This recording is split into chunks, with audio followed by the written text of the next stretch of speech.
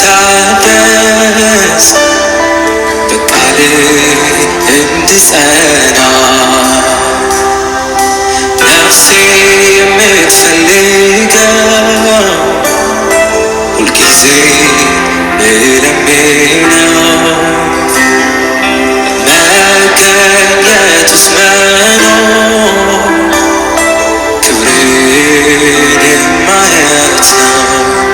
አንደኛ ጢሞቴዎስ ምዕራፍ 6 ከ11 እስከ 12 ያለውን ነው። አንደኛ ጢሞቴዎስ ምዕራፍ 6 ከ11 እስከ 12 ያለውን ነው። በጌታ ስም አነባዋለሁ። አንተ ግን የእግዚአብሔር ሰው ሆይ ከዚህ ሽሽ፣ ጽድቅና እግዚአብሔርን መምሰል፣ እምነትን፣ ፍቅርን፣ መጽናትንም የዋህነትንም ተከታተል። መልካሙን የእምነት ገድል ተጋደል። የተጠራህለትን በብዙ ምስክሮች ፊት በመልካም መታመን የታመንክለትን የዘላለም ሕይወት ያዝ። እንጸልይ። እግዚአብሔር አምላካችን ሆይ እናመሰግናለን፣ በመካከላችን ስላለ ስለሰማህን። እኔም ባሪያ በፍጹም ግልጽ መናገር እንድችል እርዳኝ። ቃል ወደ እያንዳንዳችን ጌታ ሆይ ፈውስ፣ መድኃኒት፣ መጽናናት እነሆ አቅጣጫ የሚያሳይ ሁሉን ነገር ሆኖ ይመጣልን ዘንድ ጸለይ። ተለመነን ጌታ ሆይ በኢየሱስ ስም አሜን። የዛሬ ስብከቴ ርዕስ ደግሜ ላንብበው። አንተ ግን የእግዚአብሔር ሰው ሆይ ከዚህ ሽሽ፣ ጽድቅና እግዚአብሔርን መምሰል፣ እምነትን፣ ፍቅርን፣ መጽናትን፣ የዋህነትን ተከታተል። መልካሙን የእምነት ገድል ተጋደል። የተጠራህለትን በብዙ ምስክሮች ፊት በመልካም መታመን የታመንክለትን የዘላለም ሕይወት ያዝ። ዛሬው ርዕስ አንተ ግን የሚል ነው። አንተ ግን ዩ ይላል። ማንን ነው አንተ ግን የሚለው? ማንን ነው? መልሱ እዛው ነው። የእግዚአብሔር ሰው ሆይ። አንተ ግን የእግዚአብሔር ሰው ሆይ። ማን ኦፍ ጋድ። ዛሬ ብዙ ሰዎች ማን ኦፍ ጋድ ይባላል አይደለ?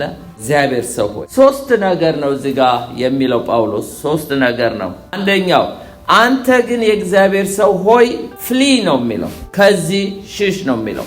አንተ ግን የእግዚአብሔር ሰው ሆይ ፍሊ፣ ከዚህ ሽሽ ነው የሚለው። ሁለተኛ አንተ ግን የእግዚአብሔር ሰው ሆይ ፎሎ ነው የሚለው፣ ተከተል ነው የሚለው።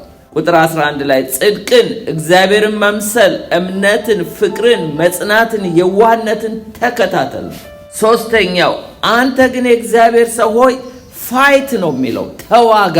አንደኛ ጢሞቴዎስ ምዕራፍ 6 12 ላይ መልካሙን የእምነት ገድል ተጋደል ነው የሚለው፣ ፋይት አድርግ። የተጠራህለትን በብዙ ምስክሮች ፊት በመልካም መታመን የታመንክለትን የዘላለም ሕይወት ያዝ ይላል። የመጀመሪያው ፍሊ ነው የሚለው፣ ሽሽ ነው የሚለው። አንተ ግን የእግዚአብሔር ሰው ይሸሻል። አዎ ይሸሻል። ሌላው ፎሎ ነው የሚለው፣ የእግዚአብሔር ሰው ይከተላል። ሌላው ፋይት ነው የሚለው፣ የእግዚአብሔር ሰው ይዋጋል። አያችሁ ምን እንደሚዋጋ፣ ከምን እንደሚሸሽ፣ ምን መከተል እንዳለበት እናያለን። ግን አንድ ነገር ልንገራችሁ። በተለይ በዚህ ዘመን ማን ኦፍ ጋድ የሚባሉት የእግዚአብሔር ሰዎች የሚባሉት ፍሊ የተባሉትን፣ ሽሽ የተባለውን ይከተላሉ። ተከተል የተባሉትን ደግሞ ይሸሻሉ። እንደገና ደግሞ ፋይት ሲባሉ ደግሞ ኒጎሼት ያደርጋሉ፣ ይደራደራሉ። አያችሁ ችግሩ ይሄ ነው። አሁን ተዛብቷል፣ ነገር ሁሉ ተገለባብጧል፣ አፕሳይድ ዳውን ሆኗል። ሽሽ ከተባለው ሰዎች ይከተላሉ፣ ግን ምን ይባላሉ? ማን ኦፍ ጋድ ይባላሉ፣ የእግዚአብሔር ሰው ይባላሉ። እንደገና ደግሞ ተከተል የተባሉትን ደግሞ ይሸሹታል። እንደገና ደግሞ ተዋጉ የተባሉትን ይደራደሩታል። ይሄ ነው ችግሩ። የእግዚአብሔር ቃል ግን ግልጽ አድርጎ ያስቀምጥልናል። የመጀመሪያው ፍሊ የሚለውን እናያለን። አንደኛ ጢሞቴዎስ 11 ላይ 6:11 ላይ አንተ ግን የእግዚአብሔር ሰው ሆይ ከዚህ ሽሽ። ከምንድን ነው የሚሸሸው? ይህንን ከፍ ብላችሁ ያለውን ቁጥር ማንበብ ይኖርብናል። ከቁጥር 3 ጀምሬ ያነባዋለሁ። እነዚህን አስተምር፣ ምከር። ማንም ልዩ ትምህርት የሚያስተምር ከጌታችን ከኢየሱስ ክርስቶስ በሆነ ጤናማ ቃልና እግዚአብሔርን ለመምሰል በሚስማማ ትምህርት የማይጠጋ ቢሆን በትዕቢት ተነፍቷል፣ አንዳችም አያውቅም። ነገር ግን ምርመራን፣ በቃል መዋጋትን እንደ በሽተኛ ይናፍቃል። ከነዚህም ቅናት፣ ክርክር፣ ስድብ፣ ክፉ ሐሳብ፣ እርስ በርስ መናደድ ይወጣሉ። አእምሮአቸው በጠፋባቸው እውነትን በተቀሙ እግዚአብሔርን መምሰል ማትረፊያ የሚሆን በመሰላቸው ሰዎች ይገኛሉ። ከነዚህ ካሉት ራቅ፣ ሽሽ ነው የሚለው። እነዚህ ሰዎች ምን አይነት ሰዎች መሰላችሁ? ጋድሊነስ ኢዝ ኤ ሚንስ ኦፍ ጌን። godliness is a means of gain ማለት ምንድነው? እግዚአብሔርን መምሰል ማትረፊያ ይመስላችኋል ይላል። እግዚአብሔርን መምሰል ማትረፊያ የሚመስላቸው ማለት መንፈሳዊ ነገር የጥቅም ማግኛ ያደረጉ ማለት ነው። በሌላ ቋንቋ መንፈሳዊ ነገር ጥቅም ማግኛ፣ godliness means of gain ገንዘብ ማግኛ፣ ክብር ማግኛ፣ ዝና ማግኛ ያደረጉ ከእንደነዚህ አይነት ሰዎች ሽሽ ነው የሚለው። እነዚህን አስተምር ምከር ይለዋል ጢሞቴዎስን። ማንም ልዩ ትምህርት የሚያስተምር ከጌታችን ከኢየሱስ ክርስቶስ በሆነ ጤናማ ቃል፣ ጌታ ኢየሱስ ያስተማረው ጤናማ ቃል ነው። ከሱ የሆነ ጤናማ ቃል እግዚአብሔርን ለመምሰል በሚስማማ ትምህርት የማይጠጋ ቢሆን፣ ይኸው የምናስተምረው ትምህርት ክርስቶስ ጋር ማያስጠጋ እግዚአብሔርን ወደ መምሰል ማያስመጣ ከሆነ እሱ ጤናማ ትምህርት አይደለም። በቃ ችግር አለበት። አንድ ሰው ሲያስተምር ወደ ክርስቶስ ማስጠጋት አለበት። ማስጠጋት ብቻ አይደለም፣ ክርስቶስን መምሰል፣ እግዚአብሔርን ወደ መምሰል የሚያመጣ እሱ ጤናማ ቃል ነው። ይሄ ግን ካልሆነ ይላል በትዕቢት ተነፍቷል፣ አንዳችም አያውቅም ይላል። ነገር ግን ምርመራ በቃል መዋጋትን እንደ በሽተኛ ይናፍቃል ይላል። ከነዚህ ደግሞ ምን ይወጣል ይላል? ቅናት፣ ክርክር፣ ስድብ፣ ክፉ ሐሳብ፣ እርስ በርስ መናደድ ይወጣሉ። ለምን? የሥጋ ሥራ ነው። ለምንድነው ይሄ የሆነው ሲል እዚህ ጋር አንደኛ አእምሯቸው ጠፍቷል ይላል። ሁለተኛ ደግሞ እውነትን ተነጥቀዋል ይላል። እውነትን ተቀምጠዋል። እግዚአብሔርን መምሰል ማትረፊያ ይመስላቸዋል። እነሱ ጥቅምን ለማግኘት ሲሉ እውነትን አተውታል። እውነት ተነጥቀዋል። አእምሯቸው ደግሞ በሌላ ነገር ተይዟል፣ ካፕቸር ሆኗል። ስለዚህ እነዚህ ሰዎች ክርክርን፣ ብስጭትን፣ ንዴትን ያመጣሉ። ከእንደነዚህ አይነት ጢሞቴዎስ አንተ ሽሽ፣ አንተ የእግዚአብሔር ሰው ከዚህ ሽሽ። እነሱ መንፈሳዊ ነገር ለምድራዊ ነገር፣ ለክብር፣ ለዝና፣ ገንዘብ ለማግኘት godliness is means of gain ማድረጊያ ነው እና ይሄንን መንፈሳዊ ነገር የሚፈልጉ ለዚህ ነገር ነው። ስለዚህ አንተ ከዚህ ሽሽ ይለዋል። እዛ ላይ ከቁጥር 6 ጀምሮ ደግሞ እንዲህ ይላል፣ ኑሮዬ ይበቃኛል ለሚለው ግን፣ ይሄም godliness ነው፣ ግን godliness with contentment ነው። ምን እንደሆነ እናያለን። ኑሮዬ ይበቃኛል ለሚለው ግን እግዚአብሔርን መምሰል እጅግ ማትረፊያ ነው። ይሄ godliness with contentment ማለት በመጠን እየኖረ እግዚአብሔርን መምሰል የሚመስለው እሱ ሰው፣ ይሄ በእውነት እግዚአብሔርን መምሰል ማትረፊያው ነው፣ በዚህ ምድር በዛም በላይኛው። ያ ግን ለዚህ ምድር ብቻ ነው፣ ለላይኛው አይደለም። ያም ደግሞ ለጌታ ክብር አይደለም፣ ለራሱ ጥቅም፣ ገንዘብን፣ ክብርን፣ ዝናን ለማግኛ ስለሆነ እንደነዚህ አይነት ሰዎች ይላል እግዚአብሔርን መምሰልን ማትረፊያ አድርገው የሚጠቀሙት ራሳቸውን ኑሮ ይበቃኛል ብሎ ራሳቸውን ሳይገዙ ስለሆነ ከእንደነዚህ አይነት ሰዎች ሽሽ። ግን ጤናማዎቹን ሲናገር ምን ይላል? እነዚህ godliness with contentment is a great gain ነው ይላል። እንደነዚህ አይነቶቹ እግዚአብሔርን መምሰል እጅግ ማትረፊያ ነው ይላል። ትልቅ ማትረፊያ ነው። great gain ያደረገው ምንድነው? በዚህ ምድር ይጠቀሙበታል፣ በላይኛውም በሰማይ ማትረፊያ ያላቸው ትሬዠር አላቸው። ምን ይላል? ኑሮ ይበቃኛል ለሚለው ግን እግዚአብሔርን መምሰል እጅግ ማትረፊያ ነው ይላል። ወደ ዓለም ምንም እንኳን አላመጣንምና። ለምን ኔክድ ሆነን ነው የመጣነው? ከእናታችን ማህፀን ስንወለድ እርቃናችንን እንደመጣን ምንም ወደዚህ ዓለም ይዘነው አልመጣንም። አንዳችም ደግሞ ልንወስድ አንችልም። ስንመጣም እርቃናችንን ነው፣ ስንሄድም እርቃናችንን ነው። ምንም ነገር የምናተርፈው ነገር የኔ የምንለው የለም። ብሩ ወርቁ እንደሆነ የጌታ ነው። እኛ ምንድነን? ስቲዋርዶች ነን። ስቲዋርድ ማለት ባላደራ ነው፣ ባላደራ ነው። ስለዚህ እርቃንህን እንደመጣ እርቃንህን ነው የምትሄደው። ስለዚህ ባለም ምንም እንኳን አላመጣንም፣ አንዳችም ልንወስድ አንችልም። ምግብና ልብስ ከኖረን እሱ ይበቃናል። ማለት ኢሴንሻል የሆነ ቤት፣ ምግብ፣ ለሰው ነው የሚያስፈልገን ነገር ካለ በቂ ነው።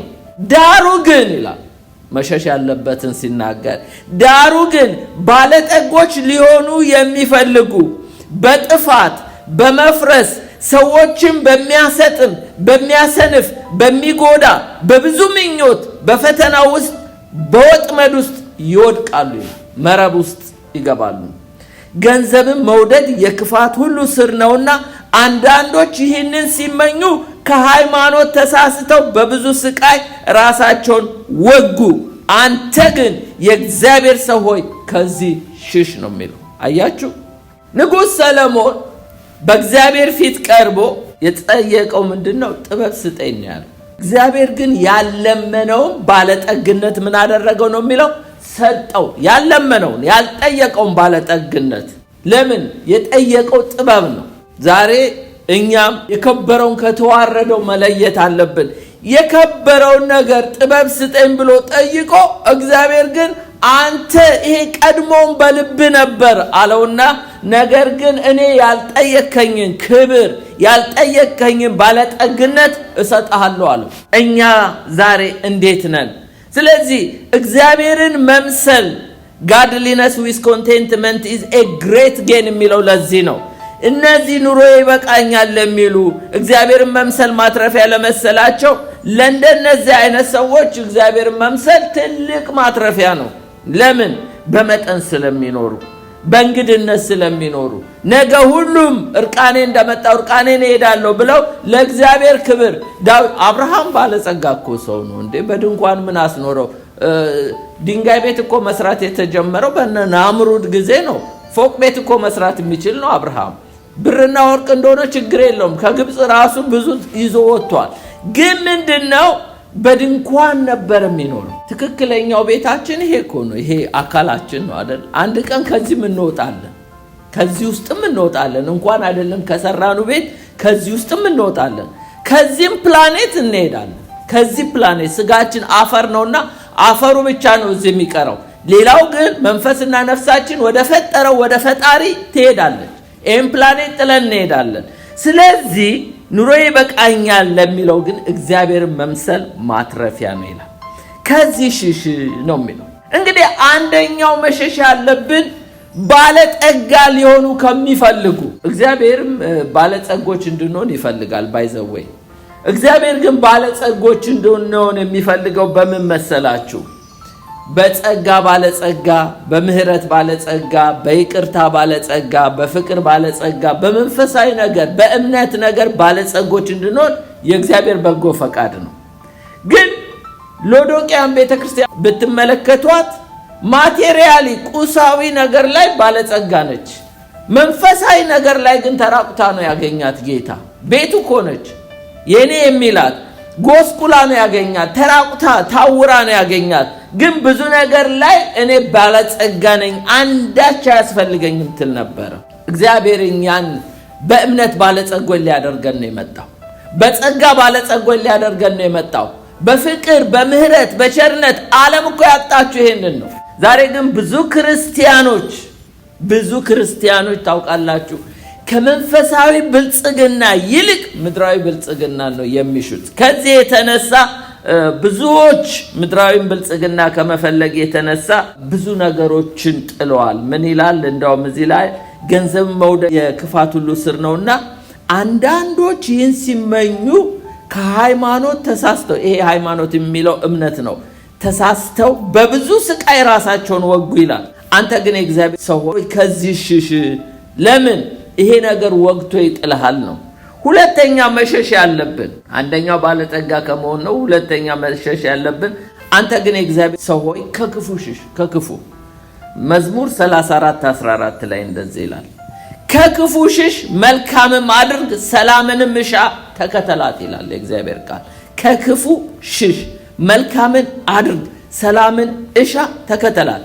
መዝሙር 37:27 ላይ አሁንም ከክፉ ሽሽ መልካምን አድርግ ለዘላለም ትኖራለህ ይላል። ለዘላለም ትኖራለህ ይላል። ሌላው ሶስተኛ መሸሽ ያለብን አንተ ግን የእግዚአብሔር ሰው ሆይ ከክፉ የጎልማሳነት ምኞት ሽሽ ይላል። ሁለተኛ ጢሞቴዎስ 2:22 ላይ ሁለተኛ ጢሞቴዎስ 2:22 ላይ ከክፉ የጎልማሳነት ምኞት ግን ሽሽ፣ በንጹህ ልብ ጌታን ከሚጠሩ ጋራ ጽድቅን፣ እምነትን፣ ፍቅርን፣ ሰላምን አጥብቀ ተከተል። ከክፉ የጎልማሳነት ምኞት ሽሽ ይላል። ሌላው አራተኛው አንተ ግን የእግዚአብሔር ሰው ሆይ ከምን ሽሽ ነው የሚለው? ከዝሙት ሽሽ። ከዝሙት ሽሽ አንደኛ ቆሮንቶስ 6:18 ላይ የእግዚአብሔር ሰዎች መሸሽ ያለባቸው ከዝሙት ሽሹ።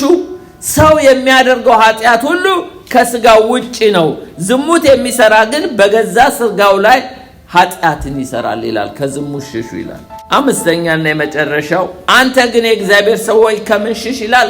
ጣዖትን ከማምለክ ሽሽ ይላል። አንደኛ ቆሮንቶስ 10:14 ላይ ስለዚህ ወዳጆቼ ሆይ ጣዖትን ከማምለክ ሽሹ ይላል። ጣዖት ማለት መቼም በልባችን ላይ መንገስ ያለበት ኢየሱስ ነው። በፍጹም ልብ፣ በፍጹም ነፍስ፣ በፍጹም ሐሳብ እግዚአብሔር አምላክን ውደድ ነው የሚለው። እግዚአብሔርን የምንወድበት እግዚአብሔር ዙፋኔ ያለው ልባችንን ሌላ ነገር ከተዋረሰው ሌላ ነገር ከተጋራው ያ ነገር ጣዖት ነው። ወይም ደግሞ ከጌታ በፊት ቅድሚያ የምንሰጠው ፕራዮሪቲ የምንሰጠው በህይወታችን ነገር አስቀድመን ጽድቅና መንግስቱን ሳንሻ ነገር ግን ሌላ ነገር የምንሻ ከሆነ ያ ነገር ጣዖት ነው። ስለዚህ ከዚህ ሽሽ ነው የሚለው። ወደ ሁለተኛው እሄዳለሁ። አንተ ግን የእግዚአብሔር ሰው ሆይ ፎሎ ተከተል ይላል። ምንድነው መከተል ያለብን? አንደኛ ጢሞቴዎስ 6:11 ላይ ጽድቅን፣ እግዚአብሔርን መምሰል፣ እምነትን፣ ፍቅርን፣ መጽናትንም የዋህነትንም ተከታተል ይላል። እነዚህን ተከታተል። እነዚህ የመንፈስ ቅዱስ ፍሬዎች የሆኑ ጴጥሮስ በሁለተኛ ጴጥሮስ ምዕራፍ 1:3 ጀምሮ እነዚህን ነገሮች እንዳውም ጨምረን እንድንገኝ ጴጥሮስ ይነግረናል። አነባዋለሁ። ሁለተኛ ጴጥሮስ ምዕራፍ 1:3-11 እንዲላል የመለኮቱ ኃይል በገዛ ክብሩና በበጎነቱ የጠራንን በማወቅ ለሕይወት እግዚአብሔርን ለመምሰል የሚሆነውን ነገር ሁሉ ስለሰጠን በእግዚአብሔርና በጌታችን በኢየሱስ ክርስቶስ ዕውቀት ጸጋና ሰላም ይብዛላችሁ ይላል። ይብዛልን አሁንም ጌታ። ምክንያቱም ጨምረን ተከታትለን ልንጨምረው የሚገባው ይሄ ነው አለ፣ ግን እንድንጨምረው ይፈልጋል።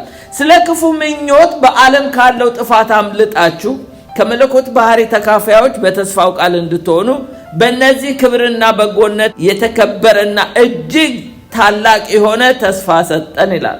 ስለዚህ ምክንያት ትጋትን ሁሉ እያሳያችሁ ይላል። አሁን እንግዲህ ጨምሩ የሚለንን ይሄ ከትጋት ጋር ነው፣ በፕሮሰስ ነው የሚመጣው። ስለዚህ ትጋትን ሁሉ እያሳያችሁ በእምነታችሁ ላይ በጎነትን ጨምሩ፣ በበጎነት ላይ ዕውቀትን ጨምሩ፣ በዕውቀት ላይ ራስን መግዛት ጨምሩ፣ በራስን መግዛት ላይ መጽናትን፣ በመጽናት ላይ እግዚአብሔርን መምሰል፣ እግዚአብሔርን በመምሰል ላይ የወንድማማች መዋደድን፣ በወንድማማች መዋደድ ላይ ፍቅርን ጨምሩ። እነዚህ ነገሮች ለእናንተ ሆነው ቢበዙ በጌታ በኢየሱስ ክርስቶስ ዕውቀት ሥራ ፈቶችና ፍሬቢሶች እንዳትሆኑ ያደርጓቸዋልና። እነዚህ ነገሮች የሌሉት ዕውር ነውና በቅርብ ያለውን ብቻ ያያል፣ የቀደመው ኃጢአቱን መንጻት ረስቷልና። ስለዚህ ወንድሞች ሆይ መጠራታችሁ መመረጣችሁን ታጸኑ ዘንድ ከፊት ይልቅ ትጉ። እነዚህም ብታደርጉ ከቶ አትሰናከሉ። እንዲሁ ወደ እግዚአብሔር ወደ ጌታችን ወደ መድኃኒታችን ወደ ኢየሱስ ክርስቶስ መንግስት በሙላት መግባት በሙላት ይሰጣችኋል። መንግስተ ሰማያት ገብተናል፣ ግን በሙላት በጌታ ቀን ነፍሳችን ብቻ ሳይሆን የሚድነው ነገሮች በስተውልን ከፍሬ ጋር እንገባለን። እነዚህ ነገሮችን እስቲ እናያቸው። ተከተሉ የተባል ነው። አንደኛው ቨርቹ በጎነት ይለዋል። ይሄ ማለት ቨርቹ የሚለው ኤክሰለንት የሆነ ኑሮ መኖር ማለት ነው። ሞራል አፕራይት ይለዋል። ኤክሰለንት የሆነ ኑሮ መኖር ማለት ምንድነው? በቃ ተገቢ የሆነ ጥሩ የሆነ እግዚአብሔር የሚወደውን ህይወት መኖር ማለት ነው። ወይም በቅድስና መኖር ይለዋል። ሁለተኛው እንግዲህ ተከተሉ ደግሞ የተባልነው ኖሌጅ ነው፣ ዕውቀት ነው። ዕውቀት በሁለት አይነት መንገድ እናየዋለን። አንደኛው ኢንፎርሜሽናል ኖሌጅ ነው። ይሄ ሰምተን ወይም ደግሞ አንብበን የምናገኘው ዕውቀት እንዳለ ሁሉ ሌላው ትራንስፎርሜሽናል አለ። ይሄ በመለወጥ የምናገኘው ዕውቀት ምን ይመስላል?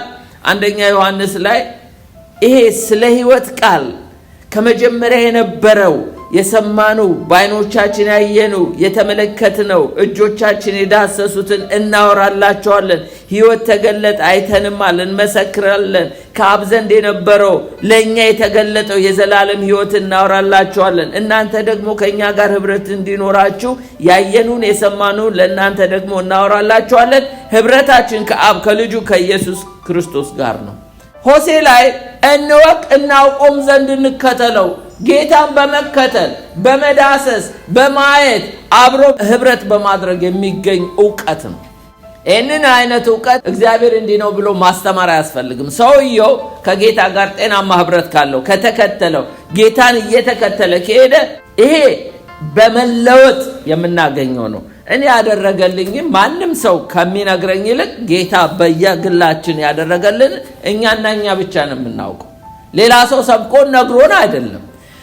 እኔ ዛሬ የምሰብካችሁ ኢንፎርሜሽናል ኖሌጅ ነው የምሰጣችሁ። ኮሜንታተርስ የጻፉትን ብታነቡ ኢንፎርሜሽን ብቻ ነው፣ እሱ ኢንፎርሜሽናል ኖሌጅ ነው።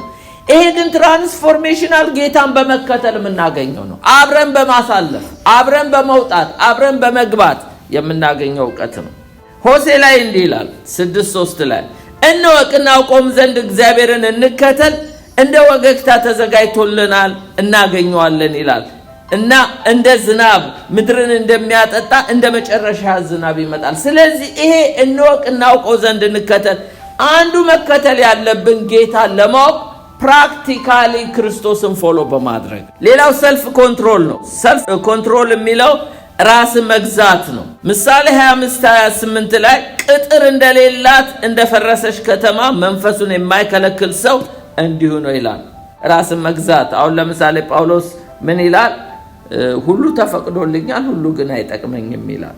አንደኛ ቆሮንቶስ 6:12 ላይ ሁሉ ተፈቅዶልኛል ሁሉ ግን አይጠቅመኝም፣ ሁሉ ተፈቅዶልኛል በእኔ ላይ ግን አንድ ነገርስ እንኳን አይሰለጥንብኝም ይላል። እግዚአብሔር ሁሉን ነገር ፈቅዶልን ራሳችንን ማንገዛ ከሆነ ግን ያው የምንገዛቸው ያው የምንፈልጋቸው ነገር መልሰው ይገዙናል፣ ባሪያ ያደርጉናል። ለዚህ ነው ጳውሎስ ጢሞቴዎስን አንደኛ ጢሞቴዎስ 6:6 ላይ ኑሮዬ ይበቃኛል ለሚለው ግን እግዚአብሔርን መምሰል እጅግ ማትረፊያ ነው ይላል። በመጠን ስንኖር ኑሮዬ ይበቃኛል ማለት ከቻልን ባሪያ አንሆንም። ነገር ግን ሁሉ ተፈቅዶልኛል ብለን ከልክ ያለፈ ነገር ውስጥ ከሄድን ብዙ ነገሮች ሊገዙን ይመጣሉ። ስለዚህ በመጠን እየኖርን ሰልፍ ኮንትሮል ሊኖረን ይገባል። ፊልጵስዩስ 4:11 ላይ ይህን ስል ስለ ጉድለት አልልም፣ የምኖርበት ኑሮ ይበቃኛል ማለትን ተምሬያለሁ ይላል ጳውሎስ። ተምሬያለሁ ይላል። እግዚአብሔር ያስተምረን፣ በእውነት እግዚአብሔር ያስተምረን። በክርስቶስ ኢየሱስ ነፃ ካወጣን ወዲያ ዝም ብሎ አልለቀቀንም። ልዝብ የሆነ ቀሊል የሆነ ቀንበር ሰጥቶናል አይደለ እንዴ? የሰይጣንን ግዙፍ የሆነውን ቀንበር ሰበረልን እንጂ የሚጨቁነንን ኦፕሬስድ የሚያደርገንን ሰበረው፣ እሱን ሰበረው። ግን ቀሊልና ልዝብ የሆነ ቀንበር አሸክሙናል። ቀንበሬ ልዝብ ቀሊል ነው አለ። እናንተ ደካሞች ሸክማችሁን አምጡ ወደዚህ አራግፉ አለ። እንደዛ ነው ክርስትና። ግን ብዙ ጊዜ ሰዎች ነፃነት አለኝ ብለው በፍሪደማቸው ነፃ የሆኑና ሲያበቃ ልክ ያጣ ኑሮ ውስጥ ይገባሉ፣ ራስን የማይገዛ። ይሄ ነገር ዴንጀረስ ነው። ስለዚህ ጳውሎስ ምን አለ? ስለ ጉድለት አልልም፣ የምኖርበት ኑሮ ይበቃኛል ማለትን ተምሬያለሁ፣ ከፍታንም ዝቅታውንም አይቻለሁ እያለ ነው። ስለዚህ ስንከተል ራስን መግዛትን ጴጥሮስ ጨምሩ ነው የሚለን። ሌላው ፔሸንት ነው። ፔሸንት የሚለውም በእንግሊዘኛ መጽናት ወይም ኢንዱራንስ ይለዋል እና እዚህ ጋር የመጽናት ምሳሌ የሚሆኑንን ያዕቆብ ያስቀምጦልናል። ከዚህ በፊትም አይተነዋል። እነዚህ ሶስቱ ሰዎች ማለት ፓትሪያርክ ኢዮብ አለ፣ ሌላው ፕሮፌት ነቢያቶች አሉ፣ ሌላው ደግሞ ገበሬ አለ። ያዕቆብ 5:7 ላይ እንዲላል እንግዲህ ወንድሞች ሆይ ጌታ እስኪመጣ ድረስ ታገሱ። እነሆ ገበሬው የፊተኛውን የኋለኛውን ዝናብ እስኪቀበል ድረስ እርሱ እየታገሰ የከበረውን የመሬት ፍሬ ይጠብቃል። እናንተ ደግሞ ታገሱ፣ ልባችሁን አጽኑ፣ ጌታ መምጣት ቀርቧል ይላል። ይሄ ስለ ገበሬ ነው። ሌላው ወንድሞች ሆይ የመከራና የትዕግስት ምሳሌ የሆኑትን በጌታ ስም የተናገሩትን ነቢያትን ተመልከቱ ይላል። ይሄ ስለ ነቢያት ነው። እነሆ በትዕግስት የጸኑትን ብፁዓን እንላችኋለን። ኢዮብ እንደታገሰ ሰምታችኋል፣ ጌታም እንደፈጸመለት። ፓትሪያርክ ፕሮፌትና ፔዛንት እንዴት እንደታገሱ እኛም ደግሞ መታገስ እንዳለብን ያስተምረናል። እንግዲህ መከተል ያለብን ነው። መከተል ያለብን መልካም የሆነውን ነገር ተከተሉ። ሌላው ጋድሊነስ ነው። እዛው ላይ ምን ይላል? እግዚአብሔርን መምሰል ተከተሉ ብሎ ጴጥሮስ ያስተምረናል። ያው ቅድም እንዳየኑ ነው። እግዚአብሔርን መምሰል ኑሮዬ ይበቃኛል ከሚለው ጋር ነው መከተል ያለብን። ሌላው ተከተሉ የሚለን ብራዘርሊ ወንድማዊ ፍቅር። ባይዘዌ የመለኮታዊ ፍቅርና ይሄ ወንድማዊ ፍቅር የሚለውን ነገር ለይተን ልናውቀው ይገባል። ፊሊዮና አጋፔ የሚባለው ወንድማዊ ፍቅርን ሲናገር ጳውሎስ ምን ይላል? ለተሰሎንቄ ክርስቲያኖች ምን ይላቸዋል?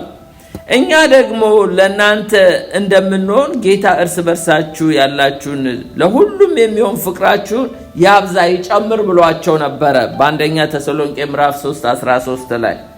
በሁለተኛ ተሰሎንቄ 1:3 ላይ ደግሞ ወንድሞች ሆይ እምነታችሁ እጅግ ስለሚያድግ የሁላችሁም የእያንዳንዳችሁ ፍቅር እርስ በርሳችሁ ስለሚበዛ ሁልጊዜ ስለእናንተ እግዚአብሔርን እንደሚገባ ልናመሰግን ይገባል ይላል። ማለት የተሰሎንቄ ክርስቲያኖች ፍቅራቸው እንዲጨምር ይጸልይላቸው ነበር ጳውሎስ።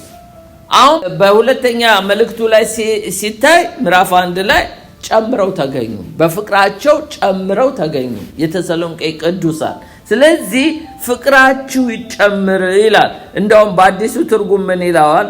ወንድሞች ሆይ እምነታችሁ ይላል፣ እምነታችሁ በጊዜው እያደገ በመሄዱ የእርስ በርስ ፍቅራችሁ እየጨመረ በመምጣቱ ስለእናንተ እግዚአብሔርን ሁልጊዜ በሚገባ ማመስገን አለብን።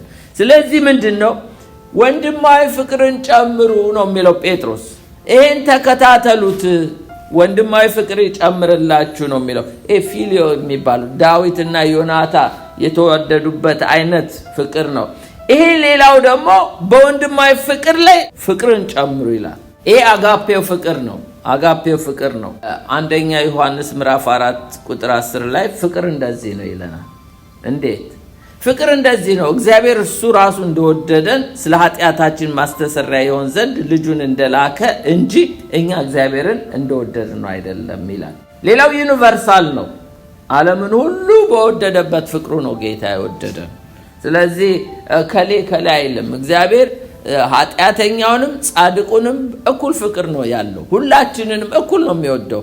በእርግጥ ነው ለኛ የቤተሰባዊነት ፍቅር ቢኖረው ግን የፈጠረውን ፍጡር ሁሉ ጌታ ይወዳል። ለምን? ራሱ ፍቅር ስለሆነ፣ ባህሪው ስለሆነ ነው። ሌላው አንሊሚትድ ነው፣ ገደብ የለሽ ፍቅር ነው።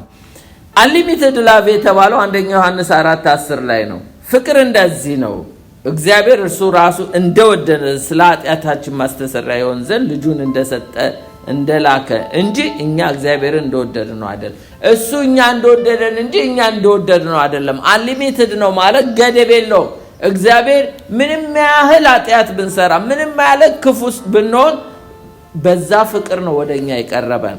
ይሄ ግን አሜዠረብል ግን የተባለው ኤፌሶን ምዕራፍ 3:17-19 የእናንተ ስርና መሰረት በፍቅር ይጸና ዘንድ ከቅዱሳን ሁሉ ጋር ስፋቱ፣ ርዝመቱ፣ ከፍታው፣ ጥልቀቱ ምን ያህል መሆኑ ለማስተዋል ከመታወቅ የሚያልፈውን የክርስቶስን ፍቅር ለማወቅ ትበረቱ ዘንድ ነው ይላል። እነዚህን ተከታተሉ ይላል። የመጨረሻውን ልናጨርሳለን። አንተ ግን የእግዚአብሔር ሰው ሆይ ፋይት ነው የሚለው። እንግዲህ ተከተል አለ። ዚስ ኢዝ ላቭ ይላል። ፍቅር እንደዚህ ነው። ይሄ መለኮታዊ ፍቅር እንዴት ነው? አንደኛው ይሄ መለኮታዊ ፍቅር ኢተርናል ዘላለማዊ ፍቅር ነው። ስለዚህ ዘላለማዊ ፍቅር ተከታተሉት። ሁለተኛ ሳክሪፊሻል ነው። ይሄ ዋጋ የሚያስከፍል ነው። ማለት ኢየሱስ ክርስቶስ ስለኛ ነፍሱን፣ መንፈሱን፣ ስጋውን አስገዝቶ ለኛ መስዋዕት ሆኖ ነው ኢየሱስ ክርስቶስ የወደደን። ይሄም ፍቅር ነው የሚለው። የቅድሞ ወንድማዊ ነው፣ የአሁኑ ደግሞ ፍቅር ነው። ይሄ አጋፔው ነው። ሌላው ይሄ ፍቅር ፐርሰናል ነው። ፐርሰናል ነው። ጌታ ኢየሱስ ምን አለ? ዮሐንስ 15:9 ላይ አብ እንደወደደኝ እኔ ደግሞ ወደድኳችሁ፣ በፍቅሬ ኑሩ ይላል። ፐርሰናል ከጌታም ጋር በግል ነው። እንደገናም ደግሞ እያንዳንዷ ነፍስ ከአምላኳ ጋር የምታደርገው ህብረት ነው። እንደገና ደግሞ እኛ በዛ ፍቅር ጸጋው በስቶልን እርስ በርስም እንድንዋደድ ይፈልጋል። ሌላው አንኮንዲሽናል ነው። ወረት የሌለው ፍቅር ነው። በዚህ ፍቅር ነው ተዋደዱ የሚለው። ጌታ ኢየሱስ በዘላለም ፍቅር ነው የወደደን። እኛ ሲሞቀን ጌታ ኢየሱስ ይወደኛል፣ ብርድ ሲለን ጌታ ትቶኛል። እንደሱ አይነት ፍቅር የለም። አንኮንዲሽናል ነው፣ ኢተርናል ነው። ሌላው ይሄ ፍቅር አንስፒኬብል ነው፣ ሊነገር የማይቻል በቃ ሊገለጽ የማይቻል ጌታ እንዴት ወደደኝ የምንለው ነው። አንደኛ ጴጥሮስ 1:8-9 እርሱ ሳታዩት ትወዱታላችሁ። አላየኑ ግን እንወደዋለን። እስቲ አስረዳኝ ብትሉኝ እኔ ላስረዳችሁ አንስፒኬብል ነው። እንዲህ ነው ብዬ ልገልጸው አልችልም። በቃ ጌታ ይወደኛል፣ እንዲወደኛል፣ እኔም እወደዋለሁ እና ስለዚህ እርሱን ሳታዩት ትወዱታላችሁ። አሁንም ምንም ባታዩት በእርሱ አምናችሁ የእምነታችሁ ፍጻሜ እርሱ የነፍሳችሁ መዳን እየተቀበላችሁ በማይነገር ክብር በሞላበት ሐሴት ደስ ይላችኋል ይላል። ሌላው unmerited love ነው። unmerited love ማለት ለማይገባው ሰው ወደደን። የማይገባን ሰዎች ነን። ጠላቶች ሆነን ሳለ ነው ጌታ የወደደን አይደለ እንዴ? ቀድሞ ጠላቶች ነበራችሁ ይላል። ፎሎ አለ፣ ፍሊ አለ፣ ሽሽ አለ። አሁን ደግሞ ፋይት ነው የሚለው። አንደኛ ጢሞቴዎስ ምዕራፍ 6:12 ላይ መልካሙን የእምነት ገድል ተጋደል፣ የተጠራህለት በብዙ ምስክሮች ፊት በመልካም መታመን የታመንክለትን የዘላለም ሕይወት ያዝ። ተጋደል ነው የሚለው። ጌታ ኢየሱስ ምን ብሏል? ሉቃስ 13:24 ላይ በጠበበው በር ለመግባት ተጋደሉ እላችኋለሁ፣ ብዙዎች ሊገቡ ይፈልጋሉ አይችሉም። ስለዚህ ይሄንን ነገር ዋጋ እየከፈለ የሚሄድ የሚጋደል ሰው ነው። በጠበበው በር ለመግባት ተጋደሉ እላችኋለሁ፣ ብዙዎች ሊገቡ ይፈልጋሉ ግን አይችሉም አለ። መጋደል ያለብን ከኃጢአት ጋር እየተጋደላችሁ ገና ደምን እስከ ማፍሰስ ድረስ አልተቃወማችሁም ይላል። የነ ጳውሎስ ግን የሚጋደሉበት ምንድነው? ለኔሮ አጥን፣ ለኔሮ ስገድ፣ ካልሰገድክ ግን ትሞታለህ እያሉ እናንተ እኮ ገና እስከዚህ ደም መፋሰስ ጋር አልደረሳችሁም እኮ ነው። እኛ እንኳን ተቀድሰን ብንሆን ከውጭ የሚመጣ ኃይል ይሄን ካልሰገድክ ለዚህ ካልሆነ እገልሃለሁ የሚባልም እኮ አለ። እሱ ጋር ገና አልደረሳችሁም እኮ ነው የሚለው። ለኃጢአት እኮ ሰማዕት የሆነው አንሰግድም፣ ለታረደው ለዚህ ጣዖት አንሰግድም ብለው እሳት ውስጥ የገቡት እነ ሲድራቅ እነ ሚሳቅ እንደነ ዳንኤል አንበሳ ጉድጓዱ ጋር አልደረሳችሁም እኮ ነው የሚለው። አልደረስንም። እንደ ሐዋርያቶች እንደነ ያዕቆብ በሰይፍ መሰይፍ ከፎቅ ላይ መፈጥፈጥ እሱ ጋር ገና አልደረሳችሁም። ክርስትና እኮ እዛም ድረስ ነው። ስለዚህ ከኃጢአት ጋር እየተጋደላችሁ ዓለም በክፋት ተይዛለች። ከክፉ ዓለም ጋር ገና እዚህ ድረስ አልተጋደላችሁም። ኢየሱስ እኮ ተጋድሏል። አያችሁ። አንደኛ ተሰሎንቄ ምዕራፍ 2:2 ላይ ነገር ግን እንደምታውቁት በፊልጵስዩስ አስቀድመን መከራ ተቀበልን። ጳውሎስና ሲላስ ያው እንደተቀበሉ እስር ቤት እንደተጠረቁ እናውቃለን። ተንገላታንም፣ በብዙ ገድል የእግዚአብሔርን ወንጌል ለናንተ እንናገር ዘንድ በአምላካችን ደፈርን ነው የሚለው። ጳውሎስና ሲላስ ተቀጥቅጠው ደማቸው ቁስላቸው ሳይደርቅ ወደ ተሰሎንቄ ሄደው ነው ወንጌል የሰበኩት። ታውቃላችሁ። በብዙ ገድል የእግዚአብሔርን ወንጌል ለናንተ እንናገር ዘንድ በአምላካችን ደፈርን። የሚያስደፍር አይደለም። የተደበደቡት እኮ ተመልሰው እንደገና የሚያስሄድ አይደለም። ፈርተው እንዲሸሹ እኮ የሚያደርግ ነው። ግን በአምላካችን ደፈርን። እዚህ ተቀጥቅጠን እዛ ደግሞ እንደገና ወንጌል ልንሰብክ መጣን። ይሄ ነው እንግዲህ ገድል። አንተ ጢሞቴዎስ ፋይት፣ ተዋጋ፣ ተጋደል ነው። ቆላስይስ 1:28 ላይ እኛ በክርስቶስ ፍጹም የሚሆነውን ሰው ሁሉ እናቀርብ ዘንድ ሰውን ሁሉ እየገሰጽን ሰውን ሁሉ በጥበብ ሁሉ እያስተማርን የምንሰብከው እርሱ ነው። ለዚህ ነገር ደግሞ በእኔ ኃይል እንደሚሰራ እንዳሰራሩ እየተጋደልኩ ደክማለሁ አለ ጳውሎስ። አይደለም ለማገልገል ፍጹሙን ሰው ለክርስቶስ ለማቅረብ ብዙ ገድል እንደተጋደለ ይናገራል። በመጨረሻ ጳውሎስ በዚህ ይጨርሳል። ሁለተኛ ጢሞቴዎስ 4:7 ላይ መልካሙን ገድል ተጋድያለሁ፣ ሩጫውን ጨርሻለሁ፣ ሃይማኖቴን ጠብቄያለሁ ይላል።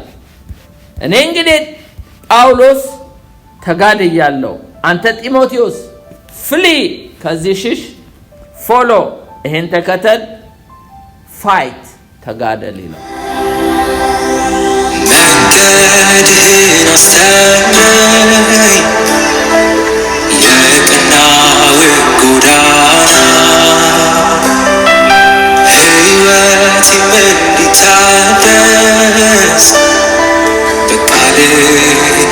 እንድጸና